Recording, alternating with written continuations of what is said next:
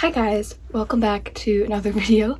I know it's been a while, so this is a little bit of a different video today. I'm going to be talking about everything that I have crocheted this week. I am in a little bit of a different filming location. I'm back home for the summer, so I'm not in my dorm obviously, and I filmed like other videos. I haven't finished them. So you might see me like move around my room a little bit this summer, but to be honest, I don't know how many more videos I'm going to be filming here at home, just because it is like July 18th or something like that as of filming this. I don't have my watch on me, so I don't know. I go back like the second week of August, so I don't know how much time I'm going to have to make content. But yeah, I'm here in my bed today at home, and we're going to be talking about everything I have crocheted this week. So just for a little bit of like background information, I have a market coming up in November. I know that's so far away. It's only July, but these things come up quickly, and I've noticed that I did this last year, and to be honest, I didn't have that much time to crochet because I was recovering from an accident and I broke my arm. So I couldn't actually crochet until like a month before the market.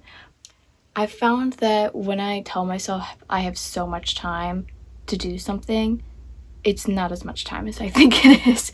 I'll do this with Etsy orders too, because my Etsy has about a week of waiting before I actually send out the product, just because I need time. I do everything made to order, so I need about a week to make the actual product. And especially this summer, because I'm like, oh, I'll have so much free time. No, I don't. But I'll find that I'll get an order and I'll be like, perfect, I'm like, I have a week to do it, and then 5 days go by and I'm like, shoot, I'm like, I thought I had a week to do it, and a week goes by really fast, a month goes by really fast, a summer goes by really fast. So that's why I'm kind of getting started on some things now.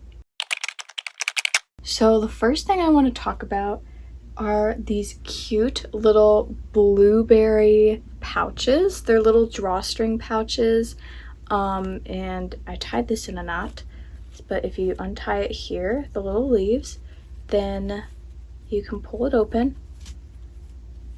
and you can put things inside. Like, I was thinking like dice, like for Dungeons and Dragons. I know that's a big thing, and I feel like there's a big overlap between the Dungeons and Dragons community and the crochet community, or just like little trinkets, coins. I love a good coin pouch, because I hate having loose change in my purse or my wallet. Chapstick, really anything that you can think of that you just don't want loose, little tiny things. And then you just pull the drawstrings again and tie it back up, and all of your things are safe and super cute.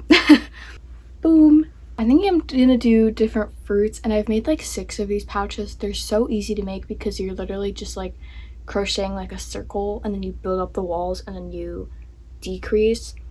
And how it takes me like 20 minutes, I feel like, to make one of these.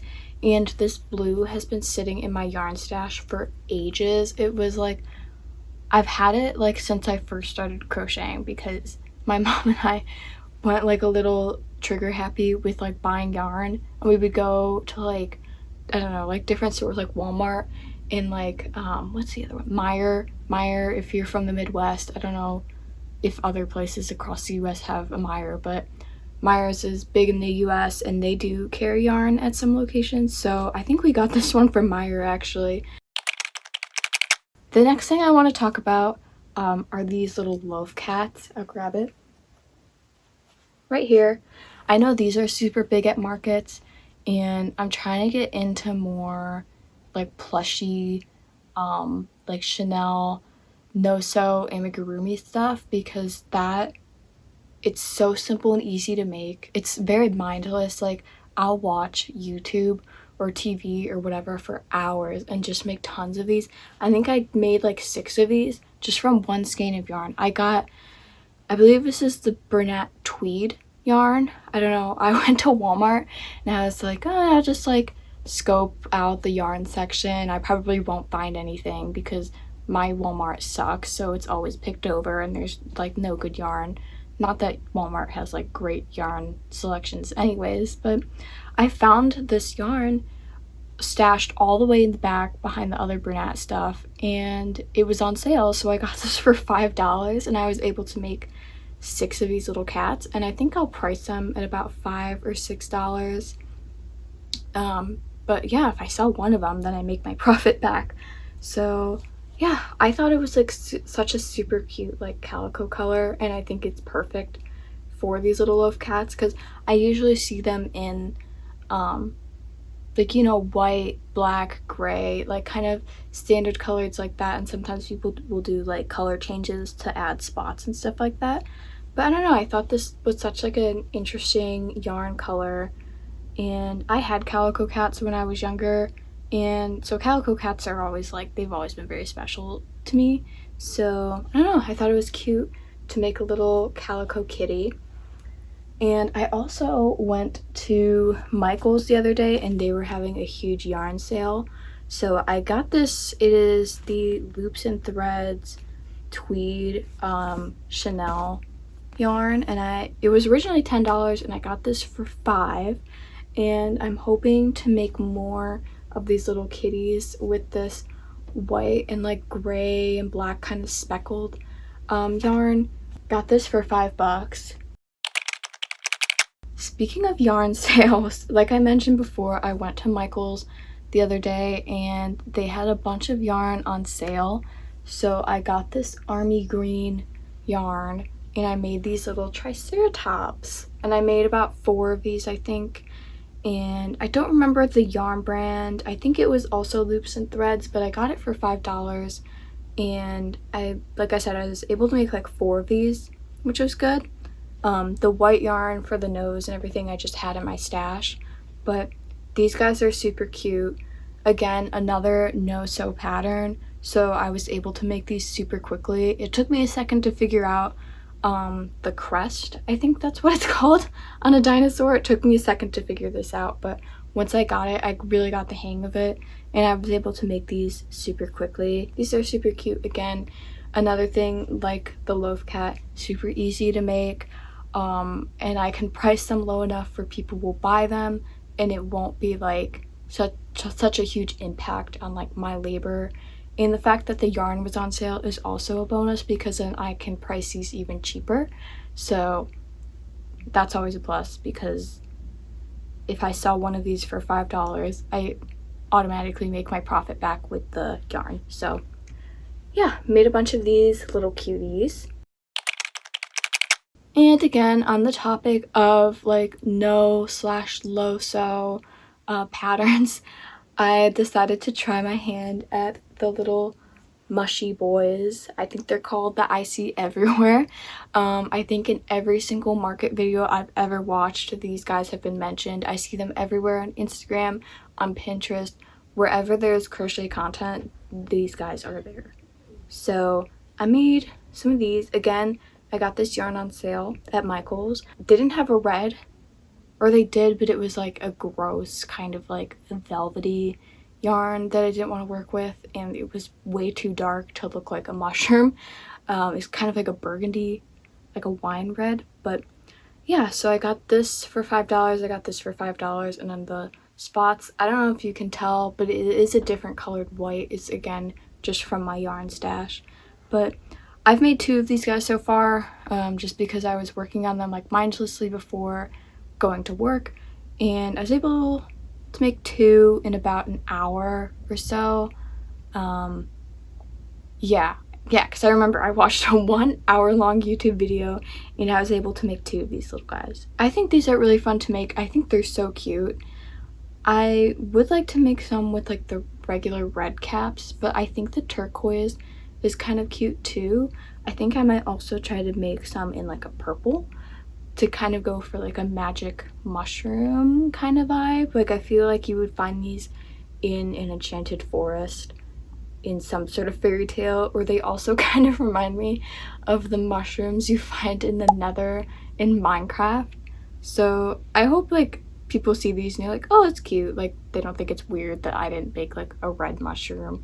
But yeah, again, using my resources, I literally just went to Michael's and I went through their giant bin of yarn and I just grabbed whatever I thought was interesting, and now I have these little turquoise mushroom guys. This next thing I'm actually very excited about. I've been wanting to make one of these for the longest time, and I finally got around to it because, again, Michael's gave me 30% off the coupon, so I was able to get some yarn for a little bit cheaper, which was nice. Drum roll please, because I'm really excited about this one. It's a little woolly bear. Isn't he so cute? So I made this with the Lion brand Feels Like Bliss yarn, which I've been wanting to try out forever. I've heard so many crochet creators on YouTube, on TikTok, Instagram, wherever, talk about this yarn and talk about how nice it is to work with and how soft it is, and it did not disappoint. He looks so soft and he feels like even softer. Like, it literally just feels like a cloud on my hands. And the yarn was surprisingly easy to work with. It wasn't like a faux fur yarn where it's like impossible to see the stitches. It is kind of hard to see the stitches with this one. I mean, you can't obviously see any like visible stitches, but it was very easy to feel for them. I think just because of the way the yarn was like wound. So I actually didn't have a hard time like keeping track of my stitches, and I didn't really find myself losing them all that often. I did have to make sure that I was using a row counter when making these because I can't see the rows. That is the one thing like I can't feel for. Like, if I lost track of my rows, I would have to completely pull it apart and start over. But yeah, all in all, this yarn was actually surprisingly not that bad to work with, and it looks amazing. Woolly bears, I know, are a big thing in Ohio. We have like festivals, woolly bear fests in the fall and around October. My market will be in November, so it'll be kind of past peak woolly bear time in Ohio, but I think these little guys are so popular in Ohio, especially Northeast Ohio, Cleveland area, that I think people will recognize them and pick them up. That is all I have for today. So I hope you enjoyed seeing my little projects. Let's see if I can fit them all on my arms here. So I hoped you enjoyed me talking about all of my little crochet projects that I've done this week. Thank you so much for watching. Please be sure to like, comment, subscribe, all of those things. Be sure to check out my Instagram, my TikTok, and my Etsy as well. Those will all be linked in the description, and you can also find them on my YouTube homepage as well. But yeah, I'll see you in the next one. Bye!